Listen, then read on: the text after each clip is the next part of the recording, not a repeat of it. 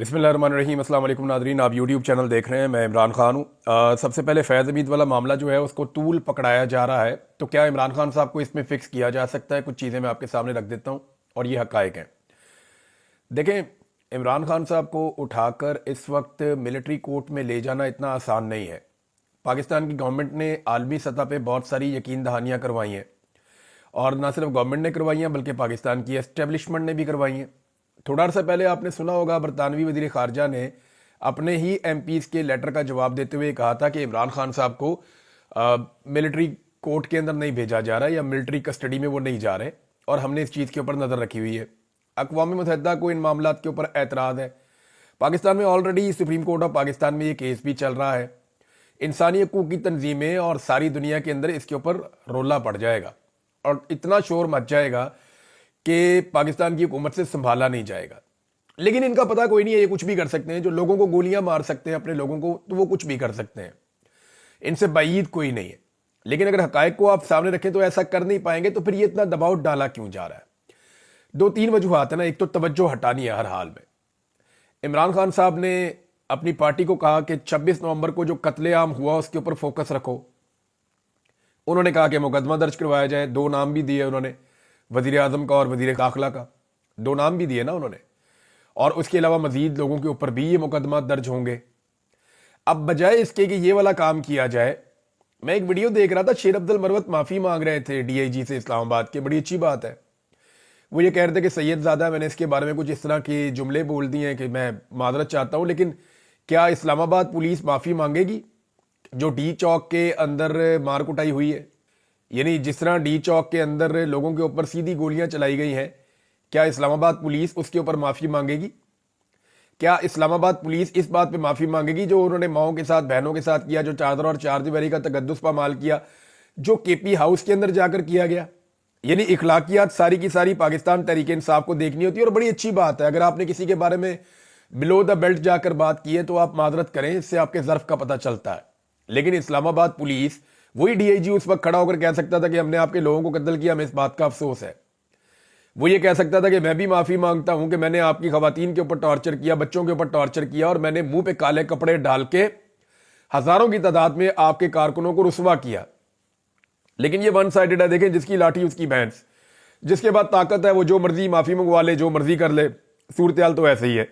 अब एक्चुअली तवज्जो हटाने की कोशिश की जा रही है 26 नवंबर से, जिससे इमरान खान साहब ने मना किया कि फोकस वहां पे रखो।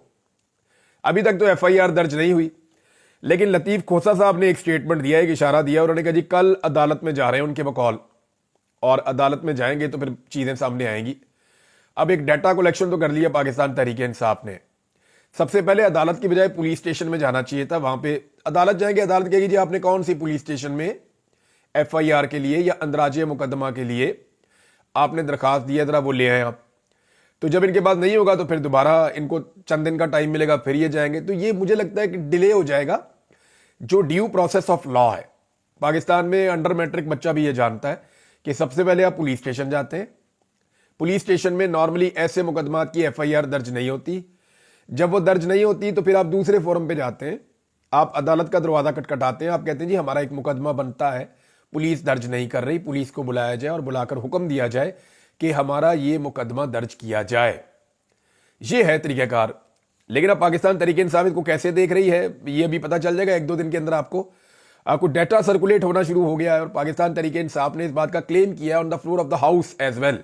सेनेट में, कौमी असम्बली में वो ये कह रहे हैं कि हमारे 200 से जायद लोग लापता हैं जिनकी हमें तलाश है। हमें नहीं पता हमारे बंदे कहां गए, हमें नहीं पता कि वो जिंदा हैं या जिंदा नहीं है, हमें नहीं पता वो कभी वापस आएंगे या नहीं आएंगे। लेकिन 200 से ज्यादा लोग, पाकिस्तान तहरीक इंसाफ ये दावा कर रही है कि वो लापता हैं। अब फैज़ हमीद वाला केस क्यों इतना उठाया जा रहा है? पाकिस्तान तहरीक इंसाफ के भी कुछ लोग इसके ऊपर ज्यादा बात कर रहे हैं। यानी होना तो ये चाहिए कि पाकिस्तान तहरीक इंसाफ के साथ मीडिया कोई भी बात करे तो पाकिस्तान तहरीक इंसाफ के लोग जवाब देने की बजाय एक ही बात पूछें, गोली क्यों चलाई? जैसे हुकूमत के पास गुज़िश्ता 1.5 साल से अपनी हर नाकामी का एक जवाब है 9 मई। हुकूमत के पास हर बेशर्मी का एक जवाब है 9 मई। हुकूमत के पास अपनी हर नालायकी का एक जवाब है 9 मई। हर सवाल का एक जवाब है 9 मई। इसी तरह पाकिस्तान तहरीक इंसाफ को भी 26 नवंबर का जो कत्लेआम है, और ये बहुत बड़ी ज्यादती हुई है, इसको कोई साजिश तो कह नहीं सकता।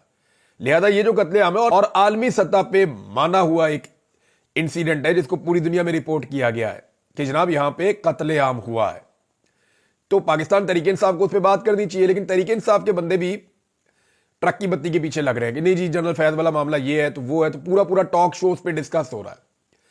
हालांकि जो मेरा अंदाजा है वो ये है कि ये इमरान खान साहब पे प्रेशर डालने की कोशिश है और प्रेशर को मैक्सिमम बढ़ाया जा रहा है, क्योंकि पाकिस्तान की गवर्नमेंट ये जानती है कि जब जो बाइडन की हुकूमत नहीं रहेगी अमेरिका में तो ये जो सपोर्ट उनके पास है वो चली जाएगी। जो बाइडन ने बहुत रेस्क्यू किया है इस सिस्टम को, पाकिस्तान का ये जो निज़ाम इस वक्त चल रहा है, जो बाइडन ने इनको बहुत रेस्क्यू किया है। जो बाइडन की जो एडमिनिस्ट्रेशन थी उसने बड़ा सपोर्ट किया, इतनी इंसानी हकूक की खिलाफ वर्जियों के बावजूद, मैंडेट भी नहीं फिर भी हुकूमत बना ली, इसके बावजूद कोई बेहतर माशी पॉलिसियां भी नहीं थी फिर भी दुनिया से पैसा लेके दिया, सारा कुछ करके दिया उन्होंने, बहुत उन्होंने संभाला दिया इनको। लेकिन जो बाइडन अगर चले गए तो फिर क्या बनेगा इनका? तो जो बाइडन के जाने से पहले पहले इमरान खान साहब के साथ जल्द अज जल्द कोई मामला सेटल करना चाहते हैं, और सेटल करने के लिए जो है वो या तो इमरान खान साहब मान जाए जो वो मान नहीं रहे, या फिर इमरान खान साहब पे दबाव इतना बढ़ा दिया जाए उनकी पार्टी का भी, और ये भी बताया जाए कि आपको ये कर देंगे वो कर देंगे, उन्हें खौफजदा किया जाए और इतना ज्यादा परेशान किया जाए कि एक वक्त है कि इमरान खान कहे ठीक है ये वाली चीज तो मैं मान लेता हूं तो ऐसे कर देता हूं। फ्लेक्सिबल किया जाए इमरान खान साहब को बेहतर डील लेने के लिए या इमरान खान के साथ बेहतर डीलिंग करने के लिए। ये एक रास्ता भी हो सकता है कि प्रेशर बढ़ाओ ताकि जो बाइडन के जाने से पहले पहले इमरान खान साहब के साथ कोई ना कोई मामला हल हो जाए। अब आप अंदाजा करें यहां तक ये सिस्टम गिर गया है, यहां तक सिस्टम गिर गया है कि इमरान खान साहब के पहले निकाह को नहीं मानते थे, अब कह रहे जी बुशरा बीबी से तलाक ले लें। यानी फैसल वाडा ने यह मुतालबा किया है कि इमरान खान साहब ने अपनी जान बचानी है तो बुशरा बीबी को तलाक दे दें।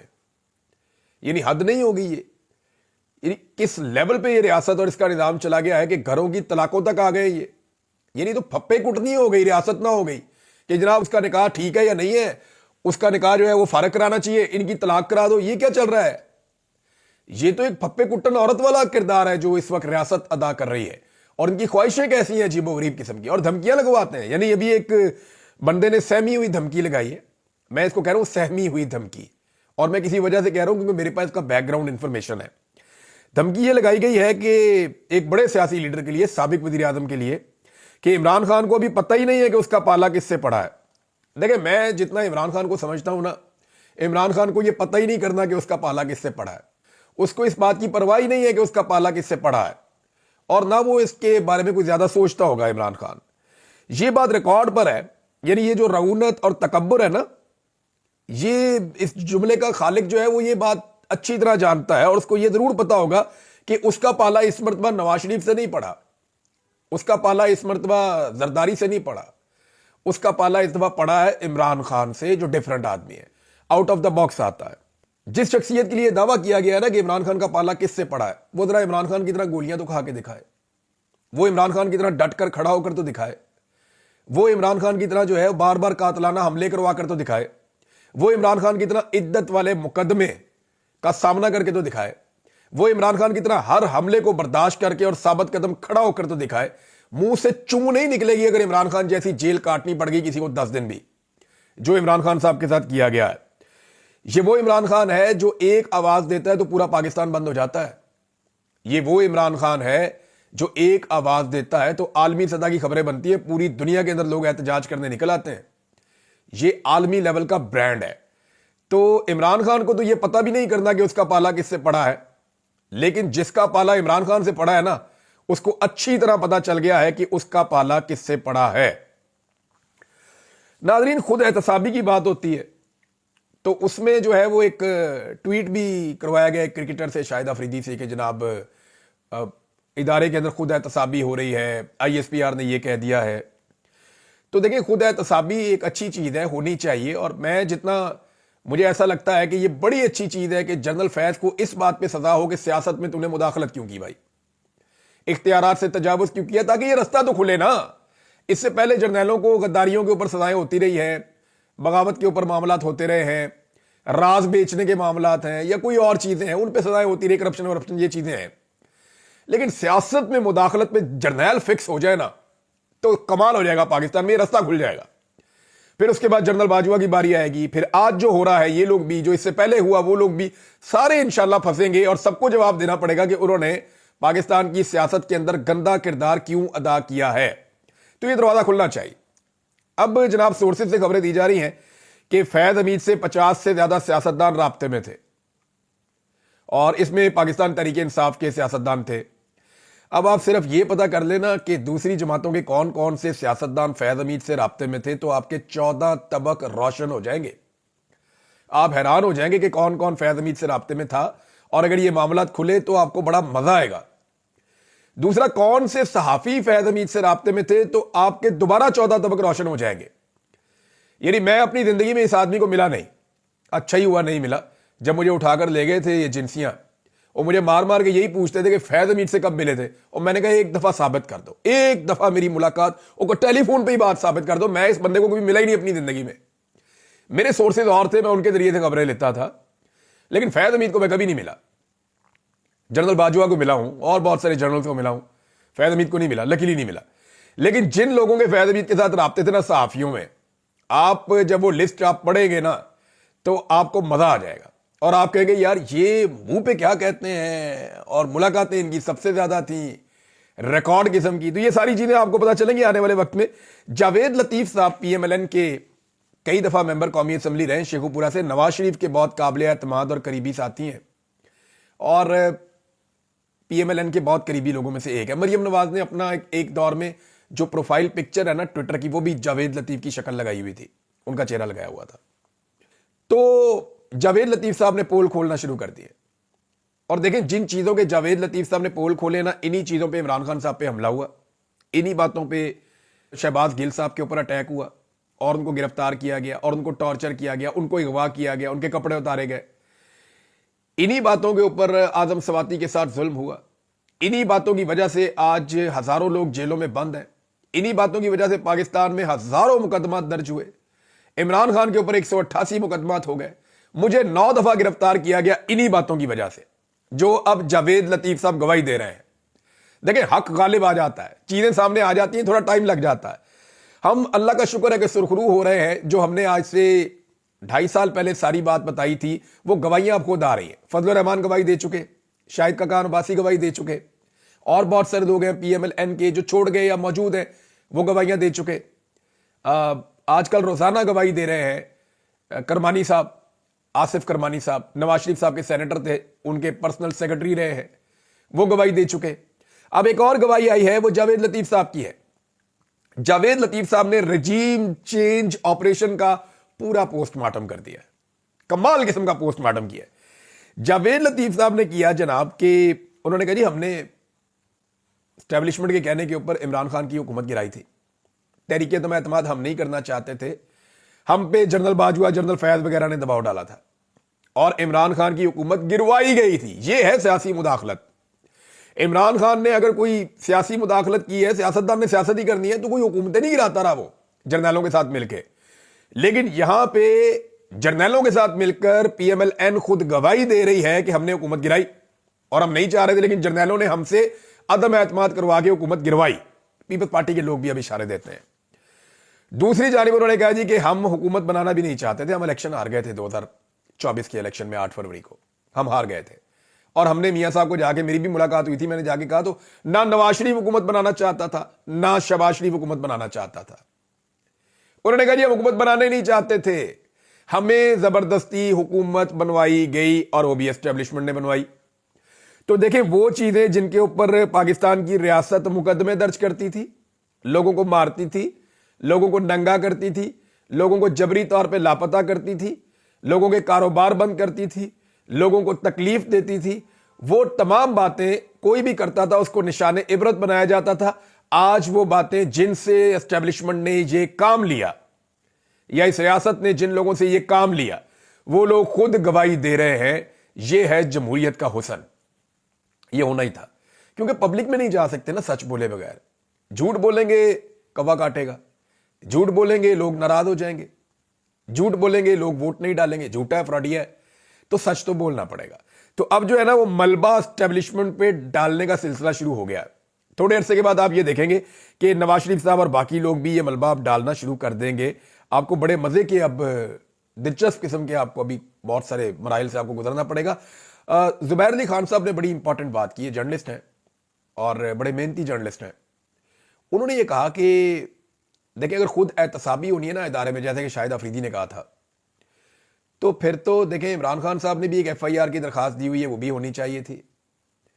پھر تو شہید ارشد شریف کی والدہ نے بھی ایک ایف آئی آر کی درخواست دی ہوئی ہے، پھر تو وہ بھی ہونی چاہیے تھی ایف آئی آر. تو زبیر علی خان صاحب نے بڑا امپورٹنٹ نقطہ اٹھایا ہے، بہت امپورٹنٹ نقطہ ہے. اس کے اوپر احتساب تو پھر ایسے ہوتا ہے کہ پھر صاف صاف ہوتا ہے، پھر تو احتساب یا ہوتا ہے یا نہیں ہوتا. یہ نہیں ہو سکتا کہ جناب یہ والا بندہ آج اس کی شکل پسند نہیں، اس کا احتساب کر دو، یہ والا پسند ہے اس کا نہ کرو. پاکستان تحریک انصاف کا ایک رد عمل بھی ہے فیض حمید کو چارج شیٹ کرنے کے اوپر. ذرا وہ رد عمل میں آپ کو پڑھ کے سناتا ہوں، یہ امپورٹنٹ ہے. پاکستان تحریک انصاف کے چیئرمین بیرسٹر گوہر نے فیض حمید کے ٹرائل کو فوج کا اندرونی معاملہ قرار دیتے ہوئے یہ کہا ہے کہ پی ٹی آئی کا اس سے دور دور تک کوئی تعلق نہیں ہے. اور انہوں نے کہا باضابطہ چارج شیٹ کیے جانے پر پاکستان تحریک انصاف کا یہ رد عمل ہے. اور بیرسٹر گوہر کا مزید یہ کہنا تھا کہ فیض حمید کا کیس مکمل طور پر ادارے کا اندرونی معاملہ ہے، کورٹ مارشل ٹرائل کا پی ٹی آئی کے ساتھ دور دور تک کوئی تعلق نہیں.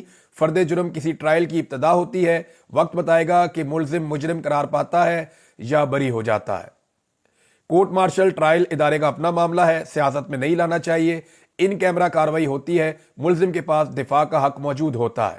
یہ جناب پاکستان تحریک انصاف کا اس پہ موقف آیا ہے. اور ساتھ میں پاکستان تحریک انصاف نے یہ بھی کہا تھا کہ آئی ایس پی آر اس کا نوٹس لے فوج کہ بہت سارے لوگ اس معاملے کو سیاسی پلس مائنس کے لیے استعمال کر رہے ہیں. وزیر دفاع بھی استعمال کر رہے ہیں، وزیر دفاع کو ٹکے کا علم نہیں ہوتا کہ ان کے محکمے میں کیا چل رہا، کچھ پتہ نہیں ہوتا، وہ کچھ کہہ رہے ہوتے ہیں، معاملہ کہیں اور جا رہا ہوتا ہے. تھوڑے دن پہلے وہ اسٹیبلشمنٹ کی پاکستان تحریک انصاف کے ساتھ معاملات کے حوالے سے کچھ عجیب بہکی باتیں بھی کر رہے تھے. پھر اچانک سے انہوں نے بشرا بی بی کے حق میں باتیں شروع کر دیں، پھر خلاف باتیں شروع کر دیں. یعنی یہ سمجھ نہیں آتی خواجہ آصف کے پاس نالج کیا ہے. یہ ڈے ٹو ڈے ڈیسائیڈ کرتے ہیں کہ مجھے کس راستے پہ چلنا ہے. آج مجھے یہ چیز سوٹ کرتی ہے، آج میں نے یہ والا جھوٹ بولنا ہے، آج میں نے یہ والی چیز کرنی ہے. تو وہ اس طریقے سے چلتے ہیں. ناظرین ایک چیز اور ذہن میں رکھنی پڑے گی، پاکستان تحریک انصاف نے اب مذاکرات کا آپشن دیا ہوا ہے. اور پاکستان تحریک انصاف نے رابطہ بھی حکومت سے کیا ہے کہ جی ہم مذاکرات کرنے کے لیے ریڈی ہیں، جو بھی آنا چاہتا ہے مذاکرات کرنے کے لیے کرے. کیونکہ دیکھیں یہ حکومت بھی اسٹیبلشمنٹ کی نمائندگی کر رہی ہے نا. جس سے بھی بات کریں گے حکومت نے جا کے اپروول تو اسٹیبلشمنٹ سے لینی ہے. وہ اپنے چار چہرے آپ کو دے دیں گے، جناب یہ ہمارے منہ ہیں، یہ اپنے سامنے بٹھا کے آپ مذاکرات کر لیں، پیچھے ہم ہی ہیں، ڈرائیو ہم ہی کر رہے ہیں. تو ایکچولی یہ پوری حکومت یہ اسٹیبلشمنٹ کی ہے، انہی کے نمائندے ہیں. تو پاکستان تحریک انصاف نے ان کے ساتھ جب مذاکرات کی بات کی ہے، تو اب مذاکرات کی اس بات کا میڈیا میں اور ڈیفرنٹ بیانوں کے اندر مذاق اڑایا جا رہا ہے. یہ بات ذہن میں رکھیے گا کہ یہ حکومت کبھی بھی مذاکرات کرنے میں سنجیدہ نہیں ہوگی.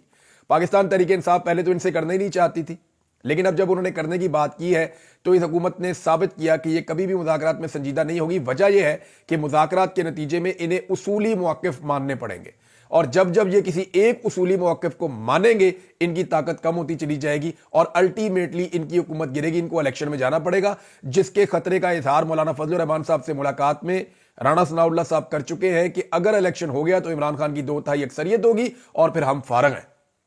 کئی دفعہ کہہ چکے ہیں کہ ہمیں جیلوں میں جانا پڑے گا، جو جرائم ہم نے کر چھوڑے ہیں نا اس ملک میں، ہم باہر رہ ہی نہیں سکتے. یہ حکومت کا ماننا ہے. اب تک کے لیے اتنی، اپنا خیال رکھیے گا، اپنے چینل کا بھی. اللہ حافظ.